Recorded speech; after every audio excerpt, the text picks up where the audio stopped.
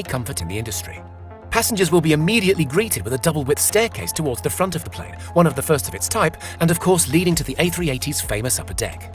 Throughout the cabin, LED lights provide the most energy-efficient lighting solution.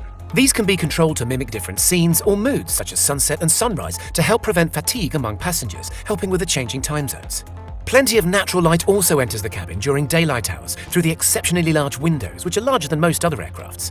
Owing to a fuselage some 20 inches wider than Boeing's answer to the A380, the 747, passengers will notice the more roomy feel of the cabin.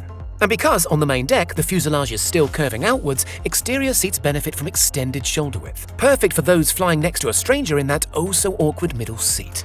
Economy class, or World Traveller as British Airways likes to put it, has enough space for 299 passengers. Each and every seat, even for flyers with the cheapest of tickets, features a USB charging port to keep smartphones and tablets charged on those longer haul flights, while a further 170 seats are split between the remaining classes, including 97 reserved for business class.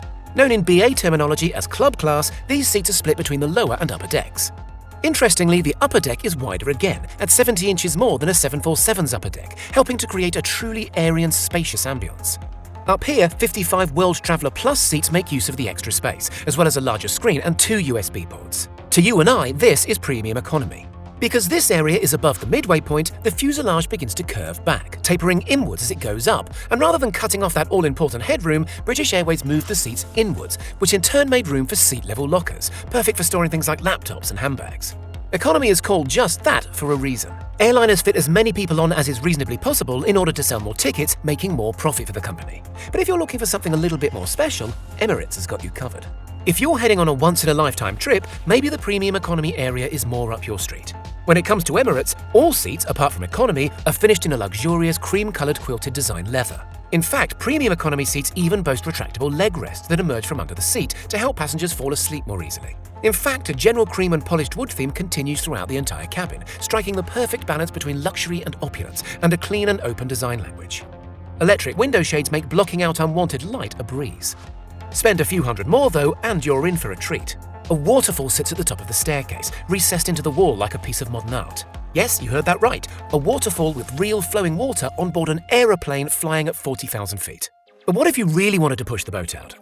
What if you really wanted to push the plane out? What if you had $30,000 to spend on a round trip from New York City to Abu Dhabi? Or make that $40,000 for a couple? It's time to disembark from your Emirates flight and join forces with Etihad Airways. The whole experience starts off at home or at your favorite 5-star hotel. From here, your personal Etihad chauffeur will transport you to the airport in a luxury limousine, something like a Mercedes S-Class. A private concierge guides you past the check-in desks and straight to your private lounge, because of course, they've already managed everything for you, including the check-in service.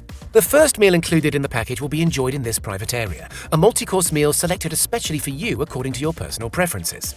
The lucky passenger or passengers will then likely move on to the spa facilities, or maybe just a short massage to help soothe and relieve tension before the long flight. When it's time to fly, a personal butler awaits, having prepared some of your favorite entertainment or maybe food to enjoy over the course of the flight. The onboard cabin, called the residence, consists of 3 rooms for the exclusive use of top-paying guests.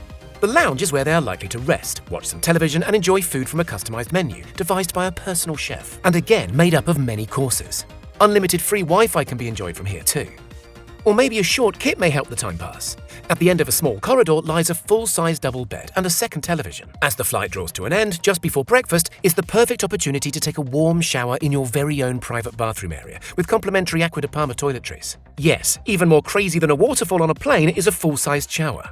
It's a real shame then that the flight isn't longer, as there are so many facilities on board to explore and so many opportunities to enjoy good food and drink. Helping to create this exceptional level of service for all passengers is a team of 22 cabin crew, who, on long-haul flights, work in rotation so that they can have rest just like you and I. Beneath the main deck, in a secret underground world, there is a living area for cabin crew. By no means is it as large or luxurious as upstairs, but a selection of bunk beds at least provides some sort of privacy and rest. Headspace is pretty limited, with taller crew needing to duck just to fit through the tight squeezes. Bunks can be 2 or even 3 high, similar to a capsule-style hotel found in many Asian countries. More spacious maybe are the living quarters for the pilot and his or her team. A standalone room just off the main cockpit, they can enjoy more headspace and larger beds. They too can enjoy the in-flight entertainment just like the other passengers. Pilots of the A380 really do deserve that rest too. They must all be trained on ground handling specific to the A380 just thanks to its sheer size. An 80-meter wingspan makes taxiing a bit of an undertaking, but to help the pilot, 2 cameras can be employed.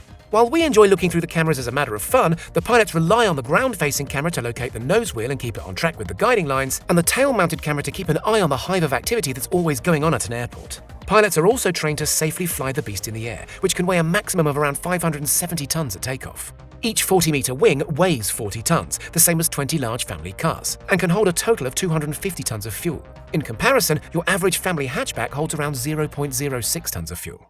However, a unique wing design allows the plane to approach at much lower speeds than something like a 747-400. The lower engine speeds mean an overall quieter experience for the passengers inside as well as the residents unfortunate or fortunate enough to live near an airfield. The landing gear consists of 22 ginormous wheels which can only support 390 tons upon landing, which means the plane must burn through at least 180 tons of that fuel in order to make a safe landing. The multiple classes of luxury are all thanks to the size of the A380. Airbus's answer to growing numbers of traffic in and around airports. Moving more passengers in one plane consequently results in fewer planes congesting the system. Have you ever flown in the world's largest passenger plane? Maybe you noticed the quality and design inside was like nothing else you'd experienced in the air before, or maybe you dream of one day occupying